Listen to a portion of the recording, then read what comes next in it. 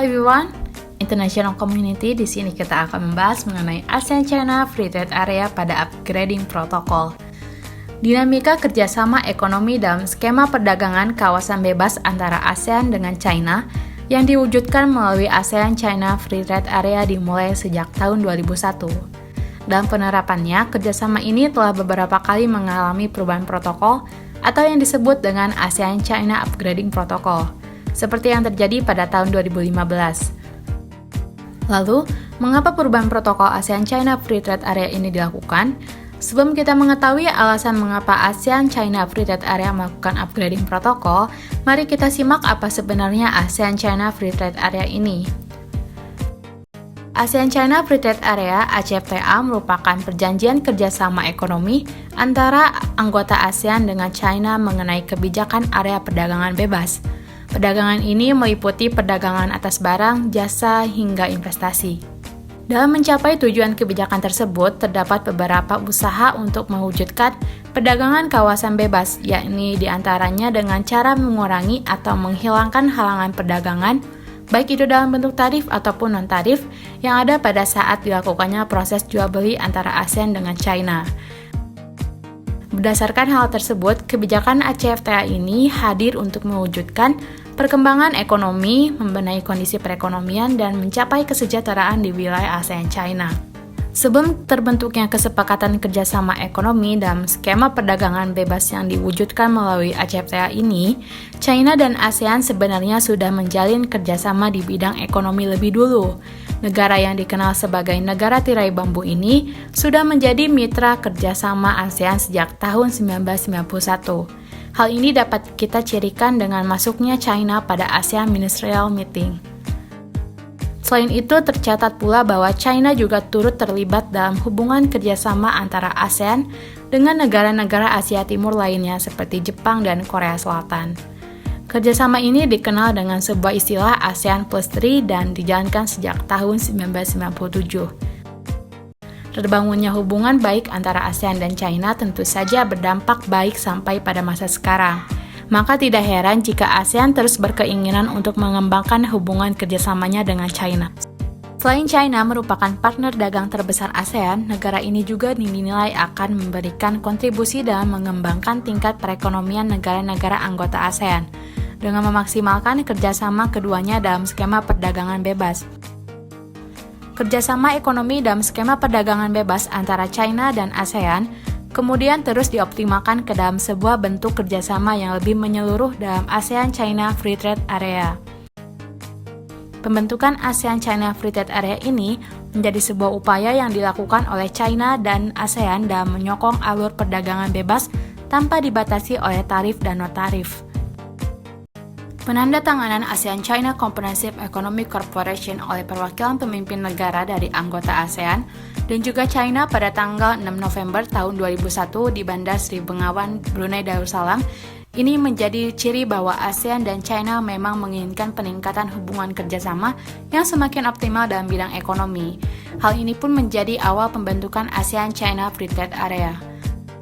Lalu, mengapa ASEAN-China Free Trade Area melakukan upgrading protokol pada tahun 2015?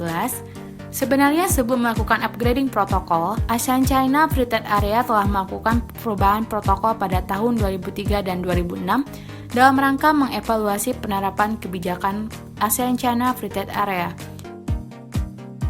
Namun, perubahan protokol yang dilakukan pada tahun 2003 dan 2006 tidak mampu meredam banyaknya kritik dari ASEAN yang menganggap bahwa kebijakan yang diterapkan dalam ASEAN-China Free Trade Area tidak mampu memberikan peningkatan keuntungan yang signifikan terhadap perekonomian negara-negara ASEAN.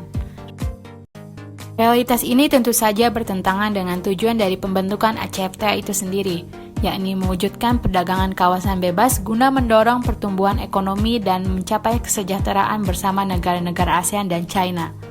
Dengan adanya banyak kritik dari ASEAN dan demi terciptanya peningkatan kerjasama ekonomi antara ASEAN dan China pada level yang lebih tinggi, China dan ASEAN akhirnya sepakat untuk meninjau kembali beberapa kebijakan perdagangan kawasan bebas tersebut dalam ASEAN-China Free Trade Area Upgrading Protocol pada tahun 2015.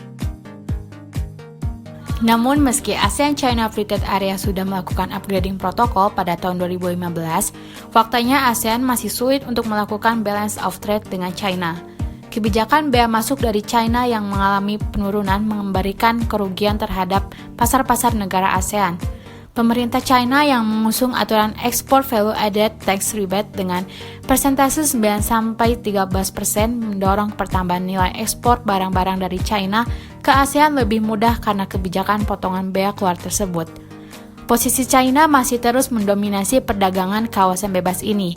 Semenjak ACFTA melakukan upgrading protokol, Republik Rakyat Cina mengalami lonjakan jumlah perdagangan barang terhadap negara-negara ASEAN. Bermula dari 8% pada tahun 2004, meningkat menjadi 21% pada tahun 2018. Selain itu, China juga mengalami peningkatan sebagai sumber investasi asing langsung yang menduduki peringkat tertinggi ketiga pada tahun 2017, dengan laju investasi mencapai 11,3 miliar US dollar. Upgrading protokol ini menguatkan China untuk memperoleh jalur yang lebih menguntungkan ke daerah tetangga dengan totalitas dan mendiversifikasi kepentingannya dari pasar Eropa dan Amerika. Upgrading protokol ASEAN-China Free Trade Area pada tahun 2015 juga turut menghadirkan kebijakan yang bertujuan untuk mengembangkan kemampuan e-commerce dengan memperhatikan pada mitra usaha mikro kecil dan menengah UMKM. Hal tersebut turut memberikan pengaruh terhadap para pelaku UMKM itu sendiri. Dalam kasus ini dapat kita lihat implikasinya terhadap pertumbuhan UMKM di Indonesia, yang turut memberikan pengaruh dari kesepakatan ACFTA tersebut. Meskipun pada tahun 2015 Indonesia menunda ratifikasi terhadap upgrading protokol ACFTA, tetapi kebijakan ACFTA tetap memberikan pengaruh terhadap UMKM di Indonesia. Berdasarkan hasil penelitian dari Lembaga Survei Indonesia, LSI menyatakan bahwa ternyata masih banyak publik yang menilai liberalisasi perdagangan dalam ASEAN-China Free Trade Area ini justru sangat merugikan pengusaha UMKM di Indonesia yang mengancam pasar dalam negeri. Terlebih pula dalam perubahan protokol ACFTA 2015 sendiri, China menambahkan e-commerce dalam kerangka kerjasama ASEAN-China Free Trade Area.